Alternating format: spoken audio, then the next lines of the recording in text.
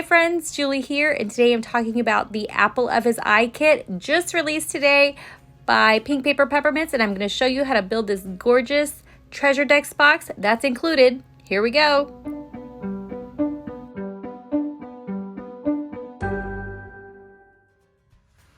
Okay, before we get started, I'm going to show you what I've printed out and what it looks like so you can kind of know what to expect. I've got instructions here. These are called, in the packet, they're called index card box instructions.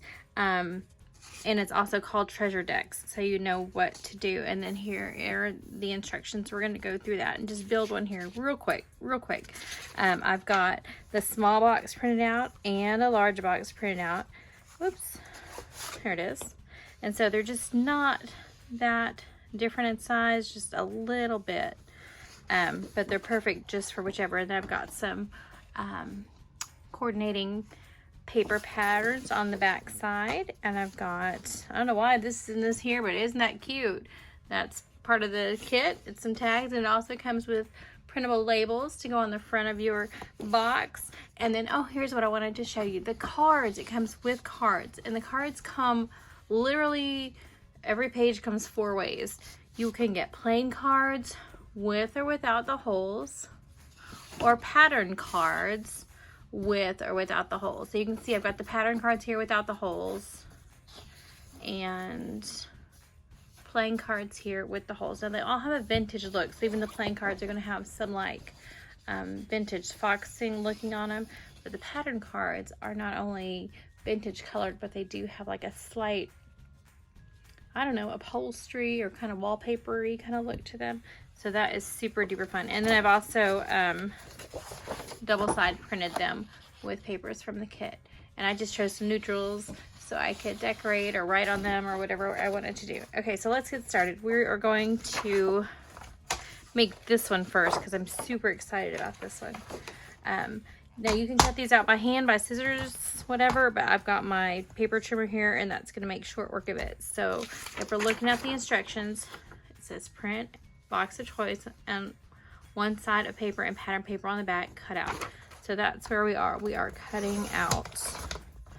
And it doesn't have to be perfect. Like if you're going to cut it by hand, just cut it, because you know how things go. We all know. And then we all know how to fix those little things, because we're not perfect. And also trims make everything better, am I right? So I'm just lining up, making short work here of my cutting out my box. So I'm just trimming off all the white parts with my cutter, and then I'll use my scissors to do the next steps. And I will, since I double printed it, I will save all my pieces like this little cutout, and that can be like a little flag of something, so you'll see. All right, I think we are there.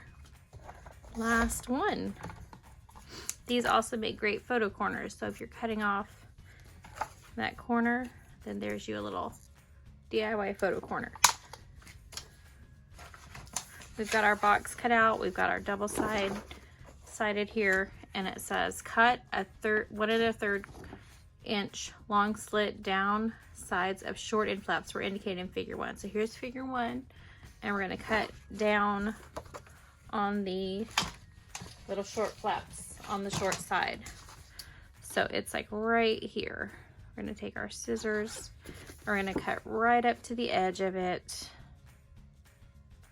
and not too far in, and just cut that little triangle. Okay, do you see that? All right, now we just do all 4 just like that. And if you do 4 all the same way, it's gonna give you that finished look. Now don't worry if you go over a little or under a little. You can trim it or you can ink it later. All right. Now, if you want, you can just sit here and fold them up. You can score them if you want, and I do have my score pal here, so I think I'm going to score them really quickly.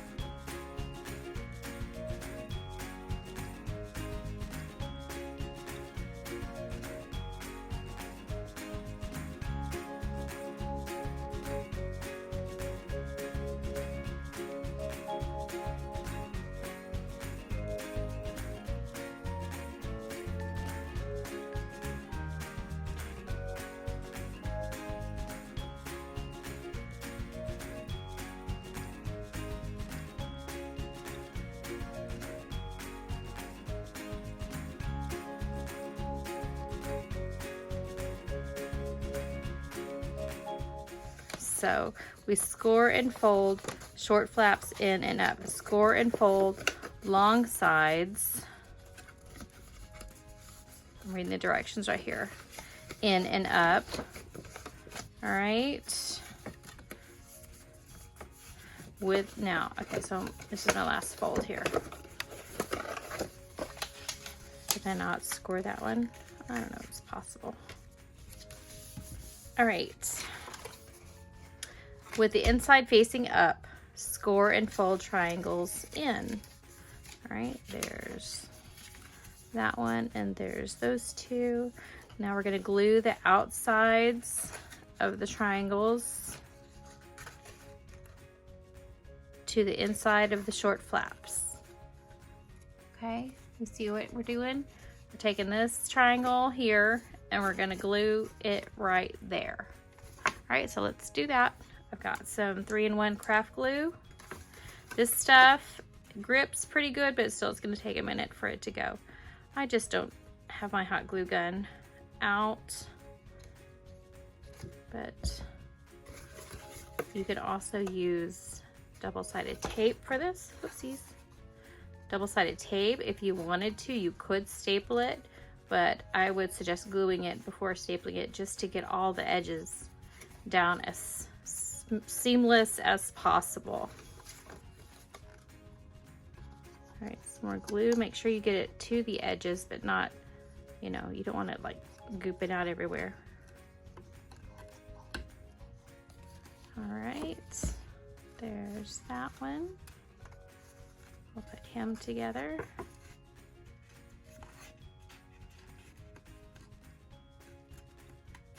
Looking good. Okay, just go back and reset if you think you missed something. Don't get hung up on perfection. I didn't do that corner very good. Alrighty. And let's do these guys.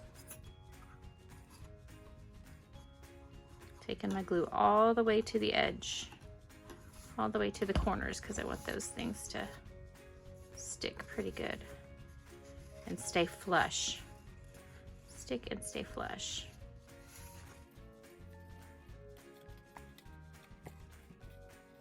Give it just a second to sit up. Applying pressure. All right, last one.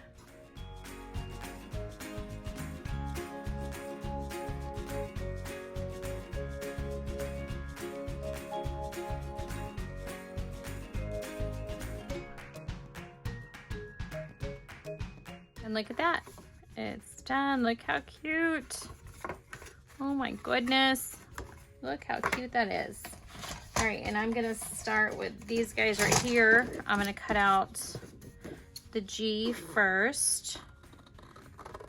All right, so you can take your corner rounder, and I mean, you can cut these by hand, but if you've got your corner rounder handy, which I do not, I'm not gonna lie, but I do have this one, which is the deco, and it won't fit there. Let me open it, Julie. And it kind of gives it the little extra. So any corner rounder, they'll just fit right in, maybe. All right, and there your corners are done. Look at the back, how cool does that look? And then the trick about these things, my hole punch is right here. So you can cut them out by hand, or if you have a punch that'll do that, like you can punch it out. But the trick about them is I just take a hole punch, and you might have to remove the back so you can see. And you just punch into the square. All right. And then you can just cut up with your scissors. And you've got a little thing there. Not many people are gonna be looking at this. You can just ink over it if you can cover up any of those white spots. And then what I would do, I would get some, these are coffee stirs. Well, first I'd make a little platform thing and make yourself a little platform. Then you're gonna put your sticks in there. Let's see, about there and about there. about there and there. Okay. And then you're going to get your card in here, attach it to the piece, and then glue it in place. Okay, and you're going to glue them in place where they stand. Okay, and that way you'll have a little thing or a little hole to do it. If you don't have coffee stirrers, you can use straws. Okay, and your memory decks will go on straws. You'll just cut them to fit right inside your box. Okay, and glue the straws to your platform. And the platform just gives it a little area under here, so it's not sitting on the ground, so that it can kind of slide. And another thing I really like to use most of the time is chopsticks. So these are just some bamboo chopsticks from the, no, these are skewers, bamboo skewers from the grocery store. You can just buy like 100 pack or something. And then you just cut those to size, and you can paint these, and I like to put polka dots on them or make them metally looking, and then the card will just slide up and down there when you get it all assembled. Okay, so that's how you do that. All right, I am going to go ahead and build now the green one, so I will be right back to give you a size comparison.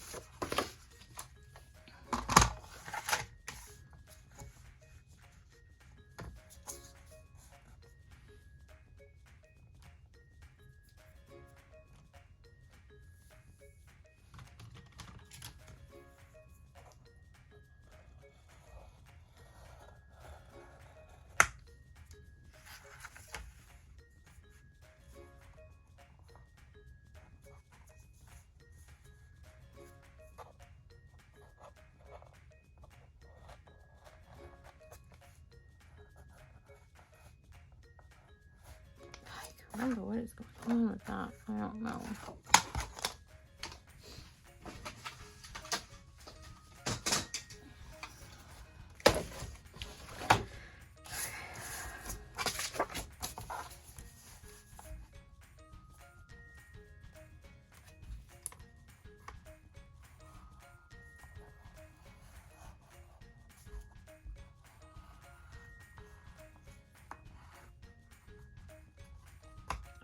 Rumbo.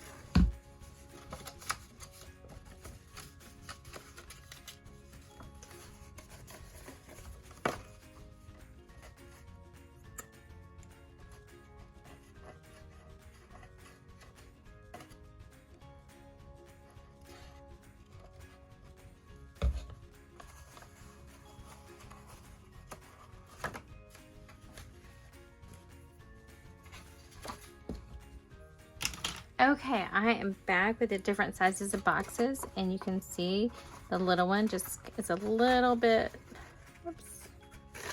smaller than the big one. Wow, they're actually pretty close. And that's most evident here.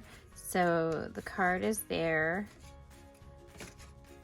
It's almost edge to edge. Okay. But on this one, the card has about a finger's width extra. And that's if you're gonna do like really extra floofy things, then you'll have a little extra room in here to play with. Okay, so it's to the edge on the small one, a little bit extra room on the large one. And the good thing is all the sizes come in all the patterns. I think there's 4 of each one.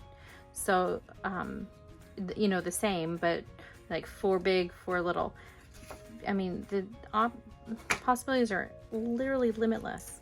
And I've got my little labels I cut out. So you can run the whole sheet through the typewriter and type things on, but I didn't do that. I thought I would just put some words on it. So I've got some clear stickers or some stamps I'm gonna go ahead and put on there. So let me get that ready to go, and then I will show you. I'll do a few cards and I'll get the whole thing ready and show you the whole thing.